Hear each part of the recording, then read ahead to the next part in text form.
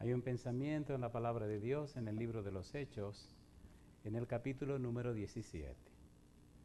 Hechos de los Apóstoles, capítulo 17, el versículo número 30. Dice la palabra de Dios: pero Dios, habiendo pasado por alto los tiempos de esta ignorancia, ahora manda a todos los hombres en todo lugar que se arrepientan. Oramos. Querido Padre Celestial, gracias por estar con nosotros en este lugar. Y gracias, Señor, por la compañía de los ángeles y gracias por la dirección del Espíritu Santo. Gracias, Señor, por la compañía de los hermanos y hermanas presentes, los amigos y amigas que están con nosotros en esta hora, pero gracias también por aquellos y aquellas que siguen esta programación a través de la radio, la internet o la televisión en cualquier lugar de la tierra. Que ellos y ellas también sean bendecidos abundantemente con su presencia, con su gracia, con la dirección de su Espíritu. Y ahora, Dios, que estudiaremos su palabra, permita que el Santo Espíritu nos traiga palabra de vida para la vida eterna. Que no recibamos las palabras de un hombre, Señor, pero que recibamos la palabra de Dios que vive y permanece para siempre. Padre, lo pedimos en el nombre de Jesús. Amén, Señor. Amén. Estamos enfrascados en estudiar la experiencia del apóstol Pablo en relación a la salvación. El apóstol Pablo tuvo un encuentro con Jesús cuando iba rumbo a Damasco. El resultado de esta experiencia, de este encuentro con Jesús, es que el apóstol Pablo logra comprender lo que él llama el evangelio por revelación, pero más tarde viene a Jerusalén y entiende, recibe el evangelio como tradición doctrinal. Cuando hablamos del evangelio como tradición doctrinal, se presentan las evidencias que hacen ciertas las declaraciones de Dios en su palabra. Cuando el hombre y la mujer pecan, ya hemos dicho, se separan de Dios, pero es Dios que busca al hombre y a la mujer. Y es Dios que provee un camino de regreso a la casa. Y es Dios quien paga el precio del pecado. Y es Dios quien se hace hombre para buscar al hombre. Y es Dios el camino y la verdad y la vida para que el hombre vuelva otra vez a Dios. Siendo que la paga del pecado es la muerte, entonces tiene que hacerse un pago. Cristo viene a la tierra y hace el pago. Paga el precio de la muerte. Paga el precio del pecado, que es la muerte eterna. Pero, alabado sea Dios, el Señor Jesús se levanta de la tumba. Cumple con el pago, pero ahora tiene derecho a hacer una promesa. Llama la atención cómo el apóstol Pablo registra, en primera de la carta a los Corintios, registra esa declaración que tiene que ver con lo que es el evangelio como tradición doctrinal o lo que es la fuente misma del conocimiento del plan de salvación. Leamos las palabras de Pablo y veamos cómo él confirma la seguridad, la certeza, la garantía de nuestra salvación. Nuestra salvación está asegurada en Cristo Jesús. Primera de Corintios capítulo 15, versículo 3 en adelante, un pasaje que hemos leído. Durante este tiempo estamos trabajando con Romanos 8:34, donde queda claro que la garantía, la seguridad, la salvación no es una lotería, está asegurada y garantizada en Cristo Jesús. Primera de Corintios capítulo 15, versículo 3, Pablo escribe: porque primeramente os he enseñado lo que asimismo recibí. Cuando leímos Gálatas capítulo 1, versículo 11 y 12, Pablo dice que su evangelio lo recibió de Cristo Jesús, que no lo recibió de hombre, y dice que Cristo le enseñó. Sin embargo, ahora que viene a Jerusalén, ahora que dura 15 días hablando con Pedro, dice lo que recibió de Pedro, lo que recibió de los apóstoles. Y él sigue diciendo que Cristo murió por nuestros pecados, conforme a las Escrituras, número 1, y que fue sepultado, número 2, y que resucitó al tercer día, número 3, conforme a las Escrituras. Y número 4, y que apareció a, y entonces hace una lista larga de gentes a quienes Cristo se les apareció. Testigos que dicen y certifican que vieron a Cristo resucitado. ¿Por qué es tan importante la resurrección de Cristo? Si Cristo no resucita, nuestra fe es vana y estamos completamente perdidos.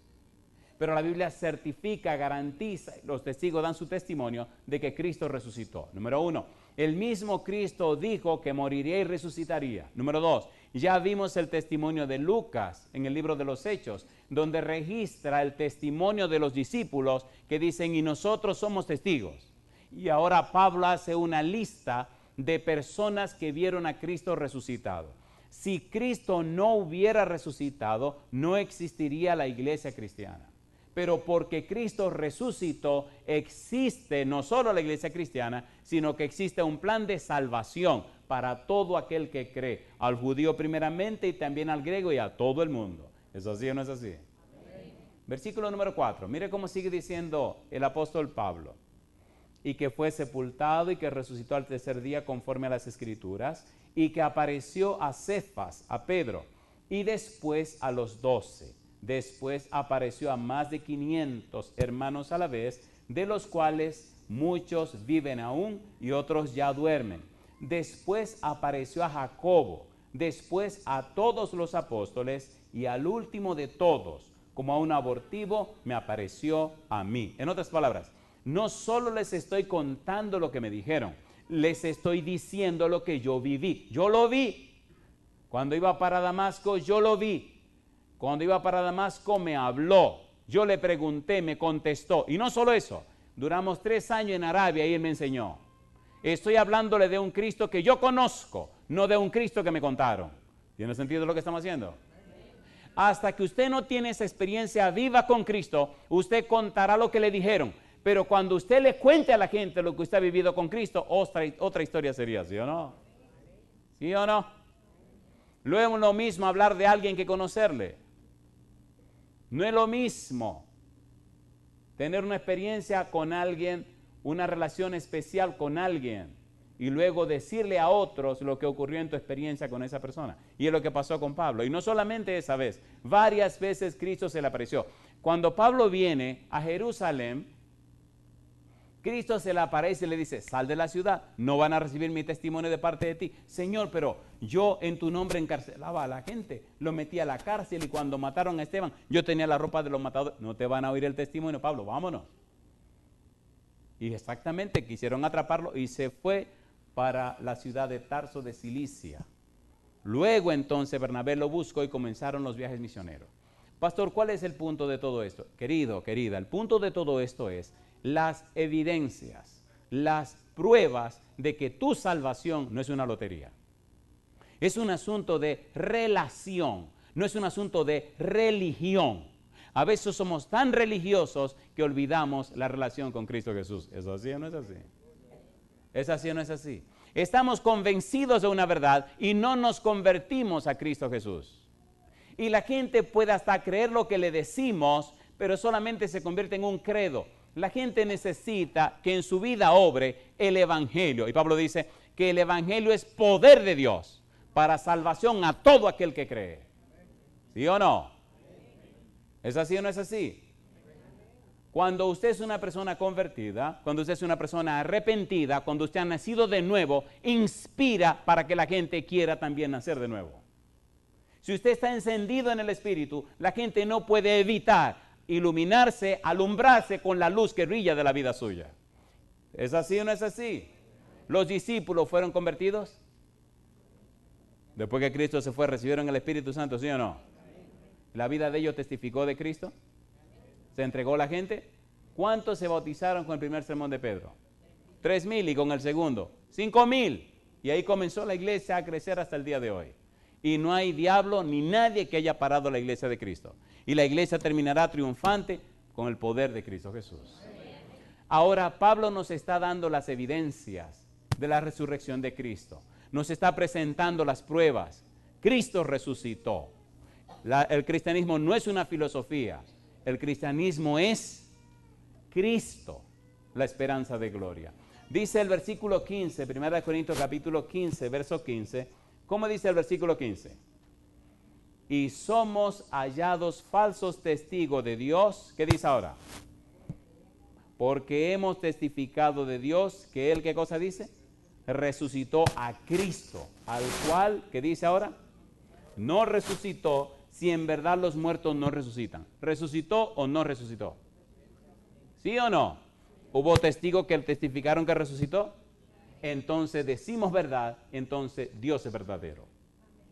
¿Hay testigos que aún vivían en la época de Pablo? Sí, Señor. ¿Y qué tiene eso que ver con la época actual? Hay un libro que se llama Evidencia que exige un veredicto. El apellido es McDowell. Ese libro presenta en una forma serena evidencias en todo sentido que muestran y prueban la resurrección de Cristo Jesús, basadas en la Biblia y basadas en documentos históricos. Cristo vive, Cristo intercede por nosotros, Cristo es real. Y ese es el mensaje de la iglesia cristiana. Pero ese mensaje tiene que encarnarse en la vida tuya y en la vida mía. No es solamente un concepto que se le dice a la gente, es un principio que se le muestra a la gente. Cuando Cristo, el Cristo vivo, mora en la vida tuya y la mía, hay un poder que no es humano que trabaja y obra a través de ti.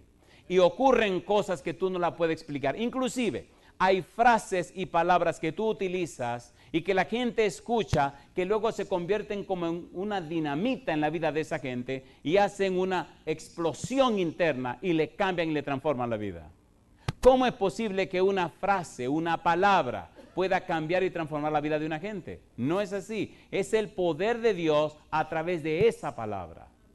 El apóstol Pablo hizo maravillas cuando se conectó con Cristo Jesús. Él sigue diciendo, 1 Corintios capítulo 15, lo que tiene que ver con este arrepentimiento. Versículo número 20, dice, mas ahora Cristo ha resucitado de los muertos, primicias de los que durmieron es hecho, porque por cuanto la muerte entró por un hombre, también por un hombre la resurrección de los muertos. Porque así como en Adán todos mueren, también en Cristo todos serán, ¿qué cosa? Vivificados. Todos serán vueltos a la vida. Todos volverán a vivir. ¿Qué es lo que Pablo nos está diciendo? La mayoría de los seres humanos están conscientes que tienen una vida en la carne, que tienen una vida normal, una vida natural. Pero es interesante comprender lo que Pablo nos dice cuando habla de los que están en Adán y los que están en Cristo. Los que están en Adán, Pablo lo representa como en Adán todos mueren. Los que están en Adán están completamente perdidos. Pero los que están en Cristo Jesús, dice, serán vivificados, serán vueltos a la vida. La idea es, recibirán la vida constante.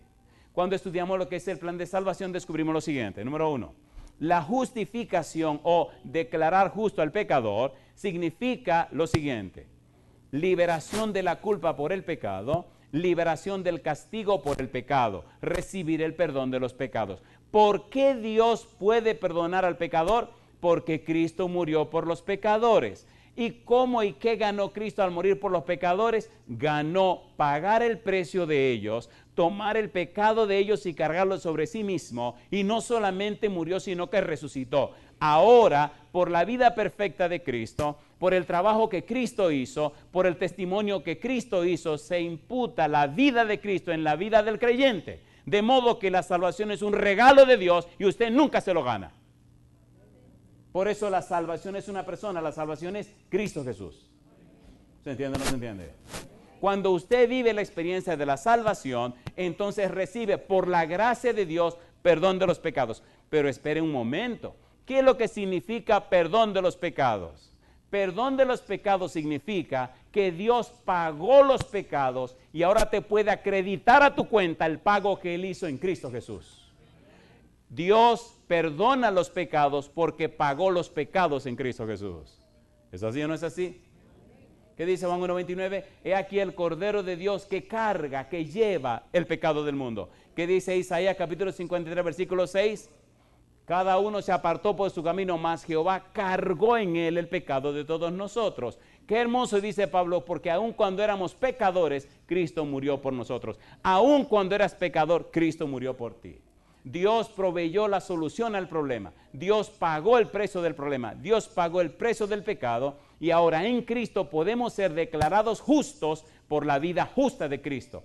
Ahora podemos ser cubiertos con el manto de la justicia de Dios ganado por el sacrificio de Cristo Jesús. Por eso Pablo dice, de modo que si alguno está en Cristo, nueva criatura es. Las cosas viejas pasaron, y aquí todas son hechas nuevas. Y dice, ninguna condenación hay para los que están en Cristo Jesús. Los que no andan conforme a la carne, sino conforme al Espíritu. Aquí está el punto. Los que están en Cristo ya no viven conforme a la carne, ahora viven conforme al Espíritu, porque ahora están en Cristo. La tragedia es que hay tantas personas llamadas cristianas que siguen viviendo en la carne y no viven en el Espíritu. Entonces la gente se confunde. Número 2. El proceso de la santificación es una experiencia que dura toda la vida. Santificación significa liberación del poder del pecado. De modo que los que están en Cristo, los que aceptaron a Cristo, los que viven para Cristo, los convertidos, los nacidos de nuevo, los arrepentidos, ahora ya no viven en ellos, sino que Cristo vive en ellos. ¿Qué dice Gálatas 2:20? Con Cristo estoy juntamente y ya no vivo, mas vive, y lo que ahora vivo en la carne, el cual me amó y se entregó a sí mismo por mí. De modo que los arrepentidos renunciaron a su vida. Ahora viven la vida de Cristo. Yo digo, alabado sea el nombre de Dios. ¿Es hermoso eso o no es hermoso eso? ¿Es hermoso o no es hermoso? La resurrección de Cristo entonces asegura y garantiza esa experiencia. Jesús dijo, sin mí nada podéis hacer. El centro es Cristo. El eje es Cristo. Pero usted tiene que darle el derecho a Cristo. ¿Es así o no es así? ¿Es así o no es así? ¿Cuántas veces Pedro negó a Cristo? ¿Se lo advirtió Cristo a Pedro? Después que Cristo resucitó, antes de irse al cielo, llamó a Pedro y le preguntó 3 veces, Simón, ¿me amas? A ver, ¿le preguntó o no le preguntó? ¿Perdonó Jesús a Pedro? ¿Sí o no? Primera de Juan 2:1 dice, hijitos míos, estas cosas os escribo para que no pequéis. Mas si alguno hubiere pecado, ¿qué dice ahora? Abogado tenemos para con el Padre, a Jesucristo el justo. Pastor, ¿qué usted me está diciendo? Querido, te estoy diciendo que cuando empieza tu vida en el Espíritu, cuando empieza tu vida en Cristo, en algún momento cometerás algún error. ¿Sí o no? Pero te tengo buenas noticias. Cristo intercede por nosotros. Romanos capítulo 8, versículo 34, donde estamos trabajando. Mire cómo lo dice el apóstol Pablo. Recuerde que estamos trabajando con Romanos 8, 34. Dice el versículo 34. ¿Quién es el que condenará? Y ahora responde, Cristo es el que murió. ¿Y qué dice ahora? Más aún, el que también resucitó. ¿Qué dice ahora? El que además está a la diestra de Dios. ¿Y qué termina diciendo? El que también intercede por nosotros. Cuando comenzamos la experiencia cristiana, cuando aceptamos lo que Cristo proveyó, cuando aceptamos lo que Cristo hizo, cuando creemos en la resurrección de Cristo y su obra intercesora en nuestro favor, entonces empezamos la vida cristiana. El cielo nos imparte un don maravilloso que la tierra no puede producir. Dios sabe que cuando el pecado entró, dañó al ser humano completamente. Ahora el ser humano necesita algo distinto y especial.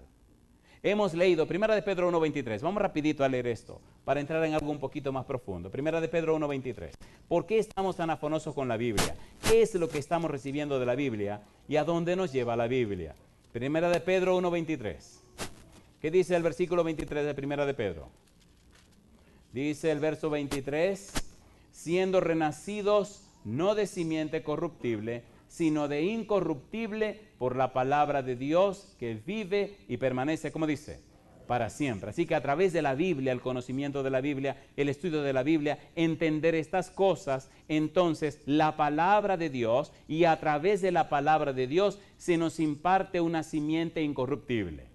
En Adán, simiente corruptible, todos mueren. Mas en Cristo todos serán vivificados, todos serán restaurados, todos serán restaurados a la imagen de Dios, todos serán santificados y transformados, todos comenzarán un proceso de santificación que dura toda la vida.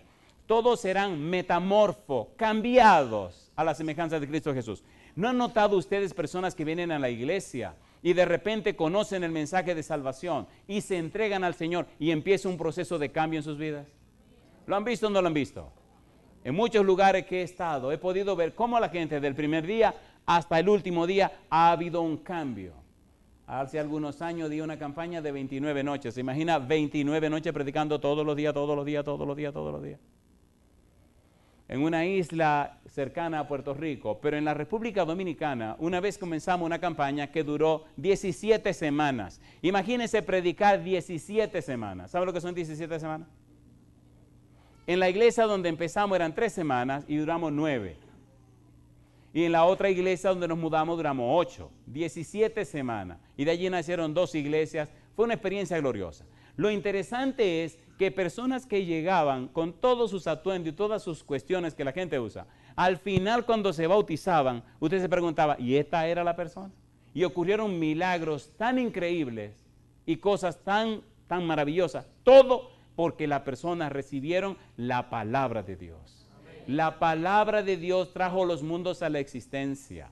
En la palabra de Dios, dice la sierva de Dios, se esconde la energía, el poder que trajo los mundos a la existencia. Esa palabra da poder, engendra vida y dice la misma vida de Dios. Mi pregunta, ¿dijo o no dijo Cristo, yo soy el camino, la verdad y la vida? ¿Lo dijo o no lo dijo? Entonces en la palabra de Dios está el secreto. Si usted es cristiano y se llena de la palabra de Dios, la gente notará que algo está pasando con usted. Para usted morir espiritualmente tiene que desconectarse de la palabra de Dios. La semilla que viene de lo alto, la simiente que viene de arriba, solamente nace en la palabra de Dios. Cuando por la razón que fuere, usted se retira de la palabra de Dios, usted abandona la palabra de Dios, la consecuencia es la muerte espiritual y también la muerte física. Sin la palabra de Dios no hay esperanza. Por eso es imprescindible la presentación de la palabra de Dios. Esa simiente incorruptible de Gálatas 1:23 que viene de lo alto tiene un perfil interesante y curioso. Mire usted lo que dice Primera de Juan 3:9. Vamos rapidito para ver la maravilla, el valor de esta resurrección de Cristo. Dice el versículo 9, todo aquel que es nacido de Dios no practica el pecado, porque, ¿qué cosa dice ahora? La simiente de Dios permanece en él y no puede pecar, porque es nacido ¿de quién? Nacido de Dios. ¿Qué es lo que no puede pecar? La simiente de Dios. ¿De dónde viene la simiente de Dios? De arriba. ¿Cómo recibo esa simiente de Dios? A través de su palabra. Y entonces, ¿cuál es el resultado? Una vida nueva. Ahora tengo 2 simientes. La simiente de abajo que me dan mis padres y la simiente de arriba que viene de Dios. Y ahora entonces, o estoy en Adán o estoy en Cristo. Si estoy en Cristo, soy una persona nacida de nuevo. Si estoy en Cristo, soy convertido. Si estoy en Cristo, estoy arrepentido. Si estoy en Cristo, entonces la gente verá que en mi vida hay una simiente que no es humana, que está transformando y cambiando mi vida, y mi testimonio inspira a la gente a que venga también a recibir lo que ya me dieron a mí. La ausencia de ese testimonio está haciendo que la gente se pierda. Los argumentos se discuten con argumentos, pero las pruebas y las evidencias, ¿cómo las discute?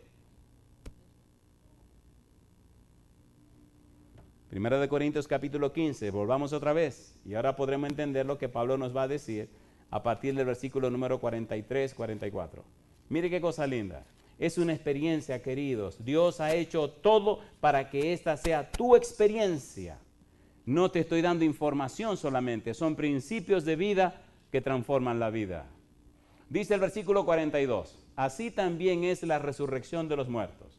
Se siembra en corrupción, resucitará en incorrupción. Se siembra en deshonra, resucitará en gloria. Se siembra en debilidad, resucitará en poder. Y ahora dice, se siembra cuerpo animal, resucitará cuerpo espiritual. Hay cuerpo animal y hay cuerpo espiritual. Así también está escrito. Fue hecho el primer hombre, Adán, alma viviente. El postrer Adán, espíritu vivificante. Mas lo espiritual no es primero, sino lo animal, luego lo espiritual. El primer hombre es de la tierra, terrenal. El segundo hombre, que es el Señor, es del cielo.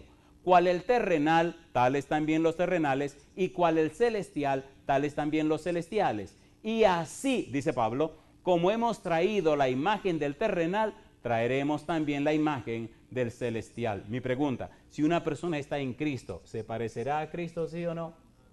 Cuando Pedro estaba en el tribunal, ¿qué le dijo la criada a Pedro? Tú eres uno de ellos, porque te pareces a ellos, hablas como ellos. ¿Y qué dijo Pedro? Yo no lo conozco. Querido, querida, cuando usted es un cristiano genuino, un cristiano de verdad, que ha aceptado la gracia y la misericordia de Dios, el Espíritu comienza a transformar tu vida y comienza a restaurar la imagen de Dios en tu vida. No porque tú seas bueno, no porque seas sabio, no, solo por la gracia de Dios. Y yo te pregunto, ¿necesitamos en nuestro hogar que el Señor nos restaure, sí o no? ¿Se imaginan un esposo restaurado por el Espíritu de Dios? ¿Una esposa restaurada por el Espíritu de Dios? ¿Unos hijos restaurados por el Espíritu de Dios? ¿Cómo será ese hogar? ¿Se entiende o no se entiende? Estaba predicando en una iglesia, la iglesia de la Romana, y hubo un momento donde se me ocurrió quitarme el saco para representar o para explicar cómo la justicia del Señor cubre. Había una dama sentada al frente, me quité el saco y entonces cubrí el púlpito. Le dije, de esta manera el Señor nos cubre con su manto de justicia. La señora se quedó mirando la camisa que yo tenía puesta. Seguí predicando mi sermón y dejé el saco ahí. Ella no estaba atendiendo ningún sermón, estaba mirando la camisa. Bueno, terminamos de predicar y estoy en la puerta saludando a la gente. Y la señora viene y me dice, ¿quién le plancha su camisa?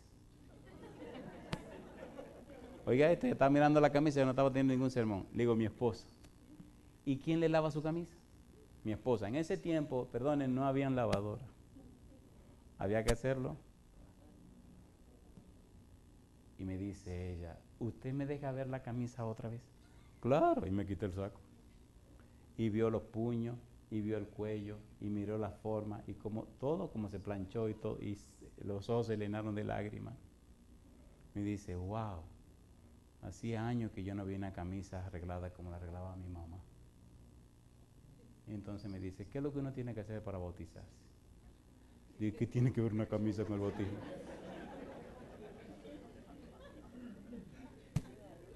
Y llamé al pastor. Le dije, esta señora se quiere bautizar. Y entonces el pastor, muy curioso, se impresionó. Dice, no, la camisa.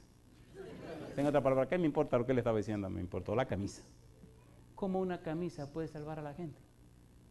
Y cualquiera cree que no. Esta dama se entregó al Señor por una camisa bien arreglada. Yo le digo, ¿dice o no dice la sierva de Dios con un pan bien horneado, calientito, algo más que 1.000.000 de palabras?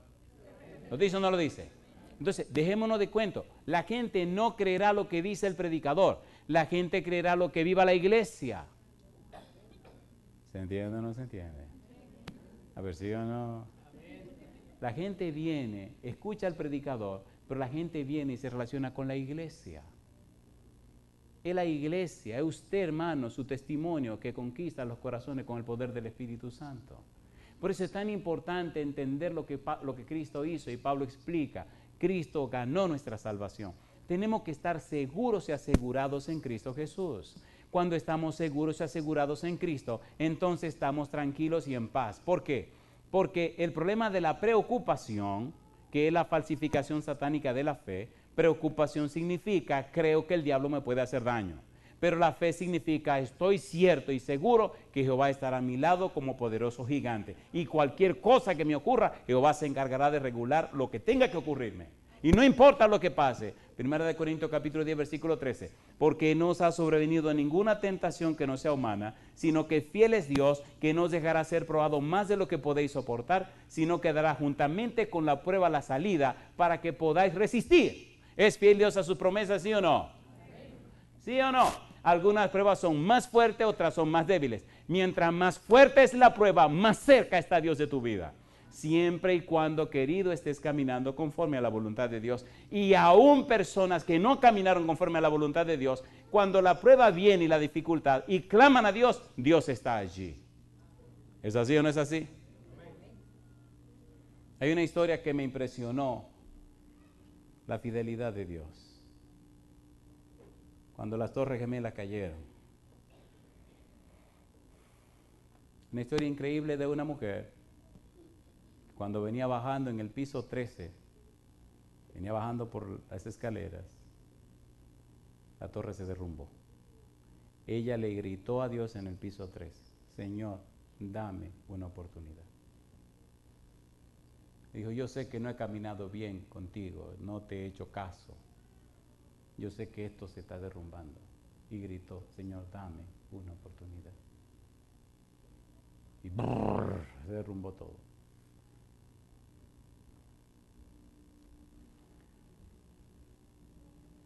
A mí me alegra la gente chismosa, pero ustedes todos están queriendo ir al chismecito este, ¿no?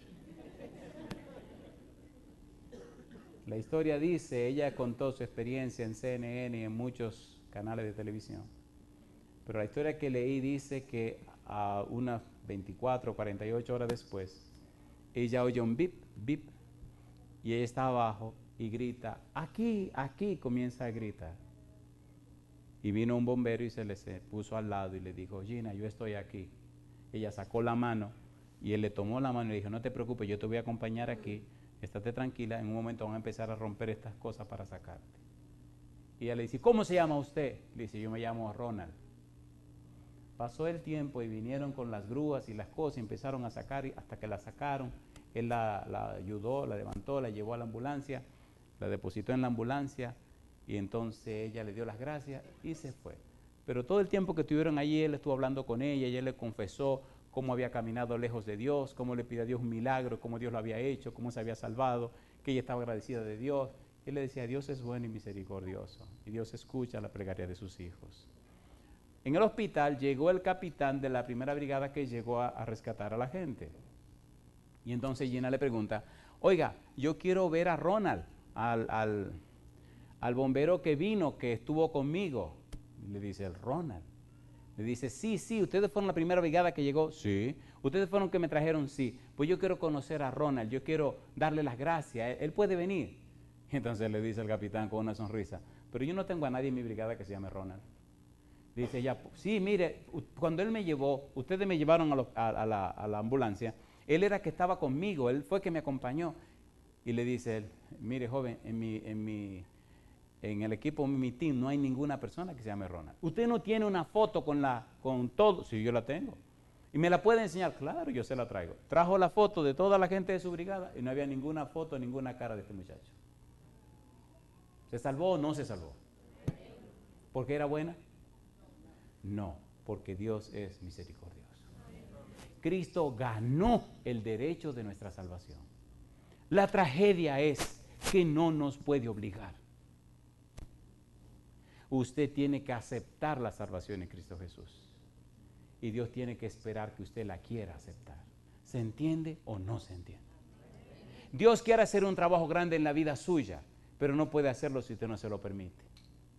Sin santidad nadie verá a Dios. Pero ¿qué usted ve hoy en día en las iglesias, en la mayoría de los lugares? Que la gente vive como le da la gana, ¿sí o no? ¿Sí o no? Un cristianismo flojo y barato. Un cristianismo comprometido con el mundo. Un secularismo religioso espantoso. ¿Cómo le van a ver la cara a Dios? ¿Es así o no es así? ¿Es así o no es así? ¿Usted cree que Dios que invirtió la vida de su hijo? Hay una frase que a mí me espanta. Romanos 8:32 dice, el que no escatimó ni aún a su propio hijo, sino que lo entregó por todos nosotros, ¿cómo no nos dará juntamente con Él todas las cosas? Pero espérese, querido, espérese. La frase que dice, entregó. Si Dios fue capaz de ver que a Cristo le hicieran todo lo que le hicieron para resolver el problema del pecado, ¿quién le dijo a usted que en sus pecados Dios le va a salvar?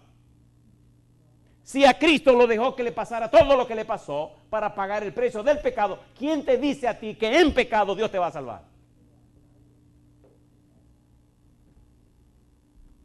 ¿Se entiende o no se entiende?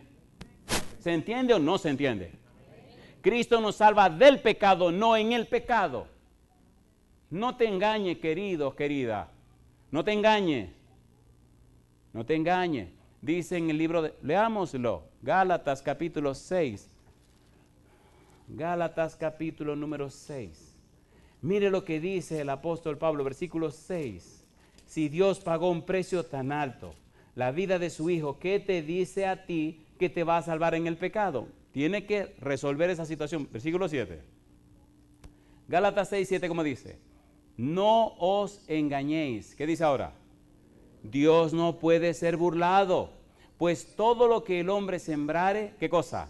Eso también segará, porque el que siembra para la carne, de la carne segará corrupción, mas el que siembra para el Espíritu, ¿qué dice? Del Espíritu segará vida eterna. Cristo vino a la tierra, pagó el precio del pecado para que empecemos a vivir la vida en el Espíritu y no más en la carne. Romanos 8:7 dice, porque la mente carnal no se sujeta a la ley de Dios, ni tampoco puede. Una traducción, porque la mente carnal no se somete a las enseñanzas de Dios, ni tampoco puede. La mente humana carnal, la mente secular, no entiende las cosas de Dios, ni tampoco puede. Necesitamos aprender a vivir en el Espíritu. ¿Cómo? Entregándonos al Señor. Y el Señor producirá en nosotros así el querer como el hacer por su buena voluntad. Y entonces el testimonio de nuestra vida inspirará a la gente a buscar a Dios, porque verán en nosotros las pruebas, las evidencias de que Dios es real, de que Cristo es veraz y que la salvación es un hecho. La gente necesita ese testimonio. ¿Sí o no? ¿Sí o no? Drogadictos, delincuentes, hechiceros, espiritistas, gente que le sirven al diablo, no importa quién sea. Cuando tu vida está llena del Espíritu de Dios, las personas entienden, las personas comprenden, porque el Espíritu ilumina su entendimiento. Cuando era un adolescente, nos inventamos una agrupación de campas, se llamaba Cantores Poéticos Adventistas. Ya le dije que me dieron el cargo de evangelista porque parece que no servía para ninguna otra cosa. Bueno, pues me metieron ahí. Alguien tenía que hacerlo y me dijeron, lo haces tú. Me inventaron un título y ahí nos lanzamos. En una de las primeras campañas en una iglesia que se llama Cristo Rey, vino a la campaña una mujer joven que tenía 5 hijos. Su esposa era un tipo mayor que ella y parece que para atraparla bien le plantó 5 muchachos. Así que la infeliz no tenía ni en qué pensar, tenía que estar atenta con ese regimiento de muchachitos. Pero la tipa tenía un problema y era que recibía un espíritu. Y cuando el demonio se le montaba, supuestamente sanaba y adivinaba. Imagínense, éramos adolescentes todos. Yo tenía 22, 23 años, éramos estudiantes universitarios. Imagínense, 22 muchachos universitarios, todos llenábamos la plataforma, todos jovencitos, un equipo misionero y trabajábamos, pero usted no se imagina. Compadre, viene esta mujer con su esposo y nosotros emocionados, una familia que llenaba una línea de banco en el frente. Y empezamos poderosos y vinieron la primera noche y la segunda noche y la tercera, la semana entera. Y nosotros emocionados con esa familia. Ese sábado, ese viernes por la noche no vinieron. Así que entonces aquí van los llaneros solitarios a resolver el problema. ¿Por qué no vinieron? Entonces había uno del grupo que había sido cinturón negro. ¿Saben lo que es esa mexicana? Declárate y esa cuestión. Y le digo, oye, Chichi, vamos nosotros dos a visitar a esta familia. Vamos. No sabíamos nada del lío del asunto de los espíritus ni nada de esa cuestión. Y llegamos a la casa. Perdón, eso fue un día de semana. Un jueves fue porque era libre. Nos vinieron el miércoles, el jueves lo dejamos libre y fuimos a la casa. Ay, Señor. Llegamos a un sector de gente muy, muy pobre. Llegamos a la casa estaba hecha con materiales bien curiosos. Nos sentamos, entonces viene el esposo, aparecen los niñitos, y dice el esposo, nos alegra que hayan venido. Sí, es que ustedes no fueron anoche. Dice, no, es que mi esposa se puso mala. Ah, sí, ¿qué le pasó a su esposa? Y le dice, no, lo que pasa es que mi esposa cura. Miro yo al tipo, digo, ¿qué cura? Esto está medio peligroso aquí. Olía como incienso, ¿sabes lo que es incienso? Digo, bueno, entonces viene y dice, mire, lo que pasa es que mi esposa recibe seres. Digo, así, sí, ya la piel se me pone de gallina y yo me quiero ir, porque yo sé lo que viene. Y entonces me dice, me mira el tipo con quien andamos, ya está oscureciendo, esa noche no había campaña, lo que estamos visitando a los interesados. Y le digo yo así, dice, sí, porque cuando eso llega, ¡pum!, aparece la señora. Afuera está nublándose, suenan truenos y relámpagos porque parece que va a llover. Nosotros estamos adentro y el ambiente se está poniendo peligroso. Sale la mujer, dice, ay, qué bueno que vinieron. Y se sienta, y cuando se sienta, entonces me dice ella, qué bueno que vinieron. Yo no fui anoche porque el Espíritu me dijo que no vuelva. Que no vuelva a la iglesia. Y que ese libro que no lo vuelva a estudiar. Digo, ¿cómo? Dice, sí. Digo, y entonces dice, no, yo no vuelvo para allá. Oiga, ahí como que se me quitó el miedo y me enojé. Porque si usted le impide a una gente que reciba la palabra de Dios, usted lo está condenando a la perdición, ¿sí o no? ¿Sí o no? Le digo, pero, ¿cómo que? ¿Y qué espíritu es ese? Y de una vez le fajo con la Biblia. Me enojé, se me olvidó el miedo. Espérese. Y dice ella, lo que pasa es que cuando ese espíritu viene, me salen ojeras, me pongo pálida, se me entumen, se me endurecen las piernas, y entonces ya no soy yo que habla, sino el espíritu. Compadre, y en lo que ella hablaba, la cara se le pone pálida como una muerta, los ojos se le ponen con la ojera, y dice, ay, se me están entumeciendo las piernas. Miro yo al tipo que anda conmigo a ver qué él va a hacer, porque qué sé yo lo que voy a hacer. Y dice ella, ay, por favor, no permita que me venga, no, por favor.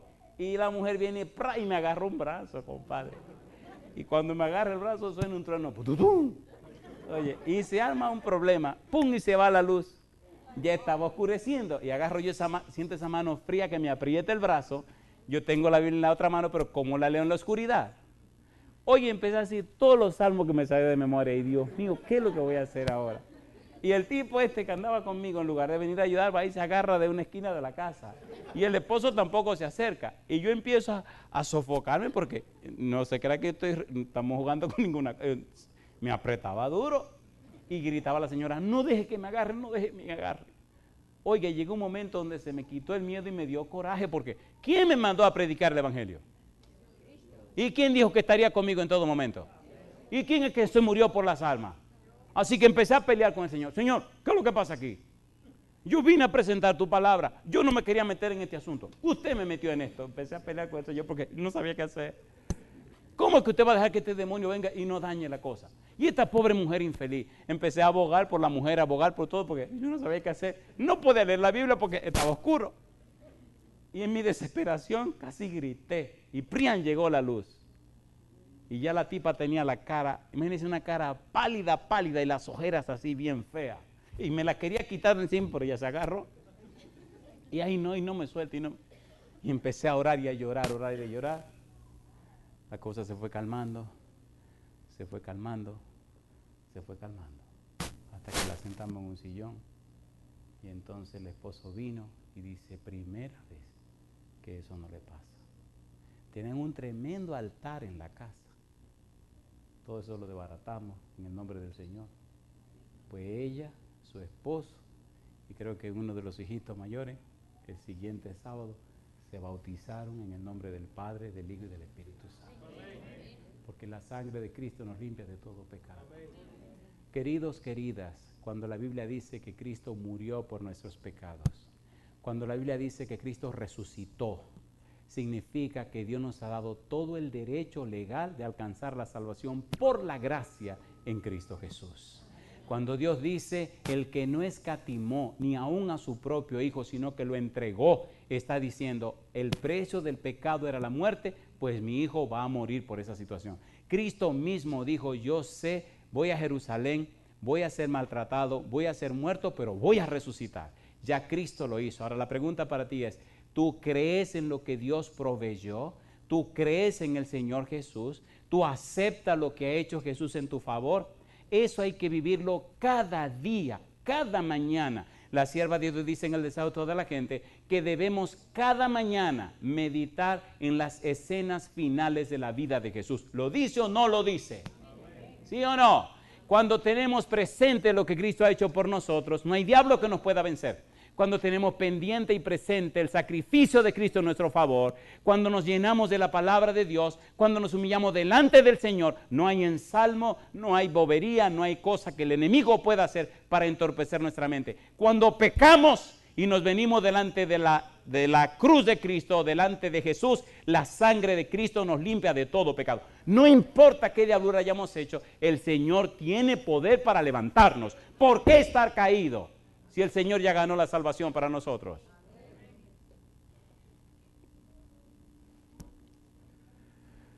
Estábamos en una cárcel. Yo no estaba preso, estaba predicándole a los presos. Y se me acercó un preso. Era el líder de todo el grupo en la cárcel. Con lágrimas en los ojos me dijo, pastor, doy gracias a Dios que conocí a Cristo en la cárcel. Yo era malo, era un atracador, un delincuente. Pero aquí, pastor, aquí me encontré con Cristo. Y aquí le entregué mi corazón a Cristo. Todos mis compañeros de fechoría lo mataron. El único que queda soy yo. Y a veces me proponían que si quería salir, y le decía que no. Porque la idea de hacerme salir era para matarme a mí también. Pero aquí le dije al Señor Jesús que yo le entregaba mi corazón. Ahora yo dirijo, mire, todos estos presos. Usted le ve la cara que tienen, cara como de demonio, como de fieras, como de animales. Pues a mí me toca torearlo, me toca, como en un circo, tratar con ellos. Usted ve a aquel, es un asesino. Usted ve a aquel otro, es tal cosa. Usted ve a este otro. Y usted ve a este chiquitín que me acompaña, que es mi secretario, sí. Este era el puro diablo. Pero Cristo lo cambió y lo transformó. Y entonces el tipo comenzó a llorar. Pastor, Cristo tiene poder para cambiar la vida de la gente. Me cambió a mí y ha cambiado a todos estos. Pregúntele a él, cuando uno de estos malos, raros, me viene con tontería, pregúntele. Y el chiquitín me dice, sí, pastor, ¿sabe que ellos tienen su estilo, su manera de ser? Sí, eso es verdad, eso me trajo, eso a mí me llamó la atención, por eso yo ando con él. Yo sé que él tiene un poder que no tiene nadie. Este tipo tiene poder. Y yo dije, si este tiene poder, yo también. Y dice, a veces vienen algunos malos así, que usted le ve, que son asesinos de verdad, te sacan las tripas por cualquier cosa, a ellos no les importa, hasta con la mano te sacan la tripa. Pero cuando se enfrentan con este, yo no sé si esto, bueno, no voy a decir el nombre del tipo, pero comienza con C y termina con N. Dice, cuando comienzan con este, el sereno así, sin molestarse, lo mira a los ojos y le dice, ¿qué te pasa? Y los tipos se quedan mirándolo y yo lo he visto temblar. Y entonces le digo, pero ven acá, y tú, pastor, alguien mora en mi vida, que estos terribles tienen miedo. Y yo duermo tranquilo en mi celda, tengo libertad de moverme y nadie jamás ha intentado tocarme. Y todos dicen, con ese no te metas porque tiene algo. Ahora yo le pregunto a usted, cuando usted se entrega a Cristo, ¿el Señor lo llena con el Espíritu Santo? ¿Sí o no? ¿Sí o no? ¿Necesita la gente el testimonio de la vida suya? La gente no creerá lo que usted le dice, la gente creerá lo que usted es. Y mi pregunta, queridos, ¿necesita la gente un testimonio más fiel para entregarse a Jesús? ¿Sí o no? Lo que trajo la atención de la gente fue el testimonio de Pablo. Pablo no solamente hablaba, Pablo presentó su testimonio y le dijo a la gente lo que había pasado en la vida de él, cómo Dios lo había cambiado, cómo Dios había transformado su vida. Cristo murió y resucitó para que nosotros viviéramos esa maravillosa experiencia. Segunda de Corintios, capítulo número 6. Mire lo que dice el apóstol Pablo. Segunda de Corintios, capítulo 6, versículo número 3 en adelante. Dice él: no damos a nadie ninguna ocasión de tropiezo, para que nuestro ministerio no sea vituperado. Antes bien, ¿qué dice ahora? Nos recomendamos en todo como ministros de Dios. ¿Y qué dice ahora? En mucha paciencia, en tribulaciones, en necesidades, en angustias, en azotes, en cárceles, en tumultos, en trabajos, en desvelos, en apuros. Mi pregunta, ¿estas cosas que estamos leyendo son una experiencia o son un concepto? ¿Era una experiencia de Pablo, sí o no? Y él sigue diciendo, en pureza, en ciencia, en longanimidad, en bondad, en el Espíritu Santo, en amor sincero, en palabra de verdad, en poder de Dios, con armas de justicia a diestra y a siniestra, por honra y por deshonra, por mala fama y por buena fama, como engañadores pero veraces, como desconocidos pero bien conocidos, como moribundos, mas he aquí vivimos, como castigados, mas no muertos, como entristecidos, mas siempre gozosos, como pobres, mas enriqueciendo a muchos, como no teniendo nada, mas poseyéndolo todo. Y yo digo, alabado sea el nombre de Dios. Mi pregunta, ¿es un testimonio o no es un testimonio? Y ahora yo le pregunto a usted, hermano, ¿verdad que es el tiempo de dar ese testimonio a nosotros también? ¿Sí o no? Mire, yo quiero orar por usted, hermano, hermana de la iglesia. A veces hemos pasado el tiempo mirando alrededor sin mirar arriba, o mirándonos a nosotros. Pablo siempre miró a Cristo Jesús. Hebreos 12:2, ¿qué dice él? Puestos los ojos en Jesús, el autor y consumador de la fe. Yo quiero orar por usted, hermano. Si usted está dispuesto a poner los ojos en Cristo Jesús y a vivir una vida que testifique la santidad del Padre y la belleza del carácter de Cristo, póngase en pie conmigo. Nuestro testimonio es necesario. Cristo ganó el derecho para transformar nuestra vida. Cristo murió y resucitó. Dios pagó. Ahora usted y yo necesitamos entregar la vida en las manos del Señor para que el Señor haga el cambio en nosotros y la gente vea nuestro testimonio y entonces se entregue a Dios. Yo quiero orar por ti, hermano o hermana. Pero ¿por qué? ¿Cuál de ustedes quiero orar? Ya hemos orado por los padres, hemos orado por las madres, hemos orado por los esposos, hemos orado por los hijos, mañana oraré por los niños, pero ahora yo quiero orar por aquellos cristianos y cristianas que sinceramente saben que necesitan ese cambio en sus vidas, que necesitan que Dios venga, el Santo Espíritu, y les transforme para que su vida sea un testimonio como el de Pablo. Si tú eres esa persona, hermano querido, hermana querida, pasa al frente conmigo. Si en realidad necesita ese cambio, si Dios tiene que hacer un cambio poderoso en tu vida, deja la máscara, la falsía, pasa al frente y muéstrate al mundo que tú necesitas ese cambio.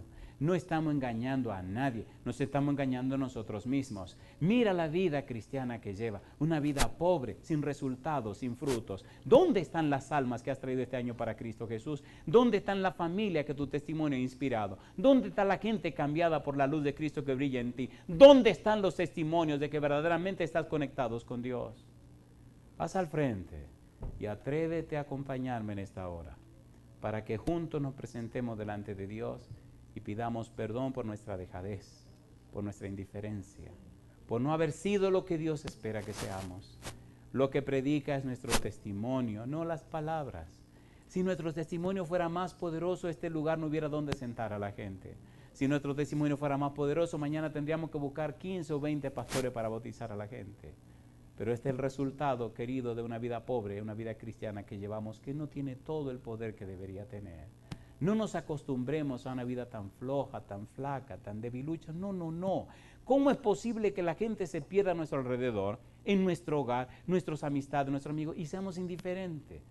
¿Cómo es posible que no nos importe la salvación de la gente? Aún nuestros hijos, ¿cómo podemos ser indiferentes al ver a nuestros hijos que se están yendo al mundo con una vida secular, una vida completamente mundana? ¿Dónde están las horas de oración, de ruego y clamor a Dios? ¿Dónde están los días de ayuno y oración? ¿Dónde están las súplicas? ¿Dónde está eso, querido? ¿Cómo podemos ser indiferentes a la salvación de la gente? ¿Cómo podemos vivir de la manera como vivimos? ¿Cómo es posible? Una ciudad tan grande, ¿cómo es posible que vivamos de esa forma? Y con el tupé, dicen en mi país, de decirle, Señor, ven pronto. ¿Ven pronto a qué? Entonces, comencemos hoy. Pongamos nuestras vidas en las manos de Dios. Vayamos donde el Señor, tal como soy de pecador. Señor, yo sé que no he vivido como usted ha querido. Señor, perdóneme por estar interrumpiendo el trabajo del Espíritu. Perdóneme por esta flojera y esta frialdad. Señor, venga a la vida mía, hágame como a Pablo, cámbieme de hoy para mañana y haga en mí su voluntad. Querido Padre Celestial,